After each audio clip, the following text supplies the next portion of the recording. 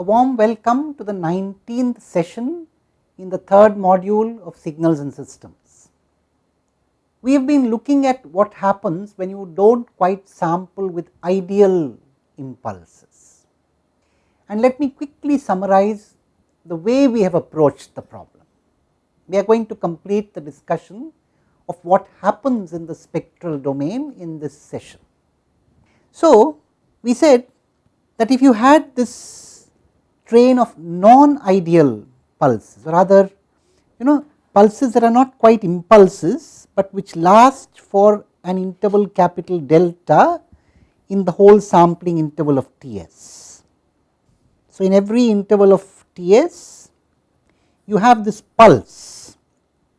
The pulse lasts for an interval of capital delta, and essentially what you are doing is to take a band limited signal or the signal that you want to sample and multiply it by this periodic waveform.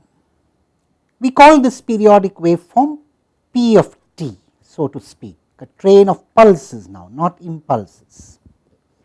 You see, the important thing is that the Fourier transform of this has an appearance like this. We saw that. Obviously, the Fourier transform of Pt is again going to have a train of impulses. Any periodic waveform has a train of impulses as its Fourier transform. And the train of impulses that you get in the Fourier transform is obtained by an envelope, which we derived the last time. Essentially, the Fourier coefficients give you the strength of each. Of course, this is not a uniform train, please note. By a uniform train, we would mean a train of impulses, all of which have the same strength. But here these impulses do not have the same strength. The strength of the impulses relates to the Fourier coefficients here. So, the impulse strength, so it relates to the Fourier series coefficients. In fact, the situation would be like this: on the omega, capital omega axis, the angular frequency axis, you would have an impulse line at every multiple of 2 pi by Ts. The strength of this impulse would be proportional to C0, the strength of this one to C1, and so on. And we also saw the nature of C0, C1, C2 and so on. We saw that Ck has the form gamma 0 sinc. So, gamma 0 could be the constant, sinc of k times delta by Ts. And of course, you could make gamma 0 depend, you could essentially try and make it independent of delta. I am repeating some of these ideas, you must fix these ideas in our mind. It is important to review them from various perspectives. So, it is really samples of an envelope. So, I have an envelope like this, a sinc envelope, and you have samples of this envelope with a spacing of delta by Ts. Now, you can visualize the situation. As delta by Ts tends to 0, we essentially concentrate around 0. So, all the samples start getting crowded here. But when delta by Ts is not 0, we have something interesting. So, with delta by Ts not equal to 0, but small enough. How small enough? The idea is you want to be able to make use of that main lobe. That is the meaning of small enough. You should not have a situation where you take one sample from the main lobe and the next sample comes from the side lobe. That is not good for you. You want the first few samples to come from the main lobe. So, small enough so that the first few samples come from the main lobe. Let me zoom this to show you what I mean. So, C0 is like this, C1 is like this, so is C minus 1, and then C2 and so on. C minus 2 and this. So, the first few samples come from the main lobe. What do you observe?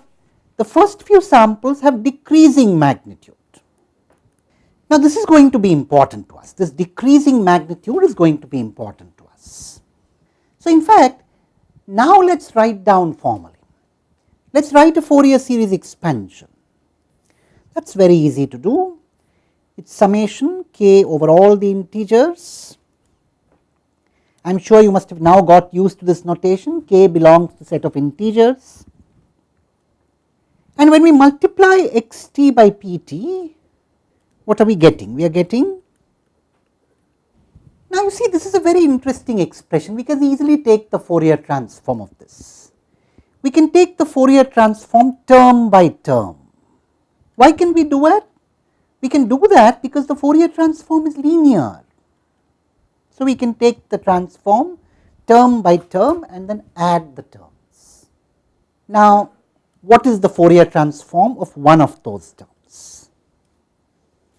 That is very easy to see. It is essentially mine. Now, of course, we assume the Fourier transform exists. We have agreed to do that. Very easy to do this, very easy to integrate. You can of course combine the exponential terms. So, you see, suppose the Fourier transform of xt is capital X of omega. What is this expression?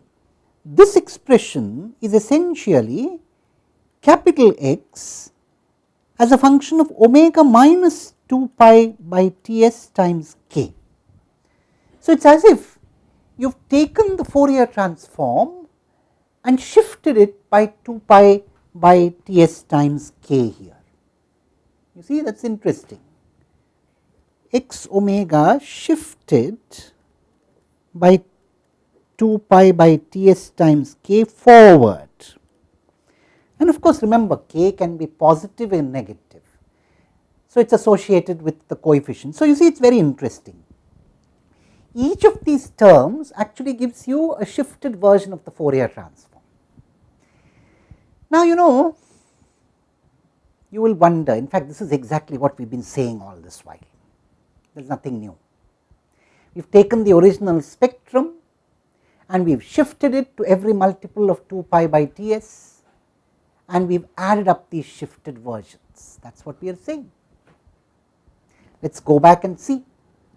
So, you see, you want to take the Fourier transform term by term. So, let us take this expansion here.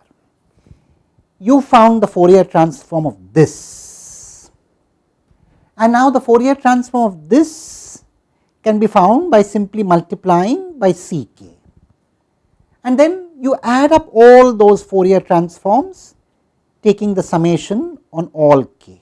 So simple, 3-step process. We have done this step.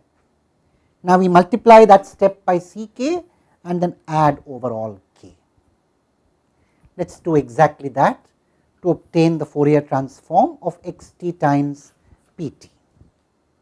So, therefore, the Fourier transform of xt times pt is essentially summation k over all the integers Ck capital X omega minus 2 pi by Ts times k. What are we saying effectively? We are saying shift capital X of omega by 2 pi by Ts times k, first step. Of course, forward for every integer k. Multiply the shifted version by Ck, add up all these shifted versions, and there you are. That gives you the Fourier transform of xt multiplied by pt. We have now formally said something which we have been saying by various kinds of illustrations over the last few sessions and in the initial few sessions of this module. We will see more in the next session. We will continue from this point onwards. Thank you.